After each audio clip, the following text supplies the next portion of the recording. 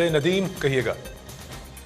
जी, इसमें बल्दिया degree boys college के बाहर गेट पर मौजूद हूँ, जहाँ पर कचरे के अंबार हैं। यहाँ ताफुन फैला रहता है, अक्सर औकात दरवाज़ा भी कचरे से भर जाता है। इंतज़ामिया के लिए एक सवालिया निशान है और यहाँ के अलावा इलाका मकीन भी यहाँ कचरा फेंकते हैं और इस हवाले से कचरे से ताफुन बदबू फैलती है, जिससे क्लासेस में स्टूडेंट्स का बैठना महाल हो जाता है। इस वजह से यहाँ के इलाके के मकामी समाजी रहनुमा मोहम्मद ज़िया मौजूद हैं। हम इनसे जानते हैं कि ज़िया भाई, आप ये बताएँ, यहाँ इतना कचरा, ये बॉयज़ डिग्री कॉलेज यहाँ का वाहिद कॉलेज है बल्दिया टाउन का, इस सूरत हाल पर आप क्या कहते हैं? बिस्मिल्लाहिर्रहमानिर्रहीम। मैं ये कॉलेज के हवाले से यही कहूँगा कि हमारी जो इंतज़ामिया है, केएमसी, डीएमसी या जो हमारे वफाकी मिनिस्टर हैं, वो इसके ऊपर गौर करें।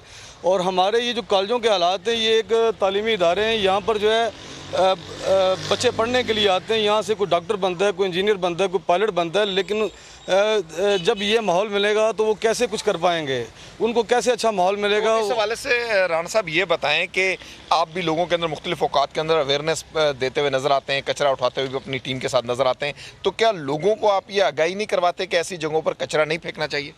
सर, बिल्कुल ऐसा ही है कि लोगों को भी हम आगाही करते हैं, लेकिन हम ये समझते हैं कि जैसे इंतज़ामिया के काम है वो इसके ऊपर काम करते हैं, लेकिन आवाम को भी चाहिए कि वो ख्याल करें।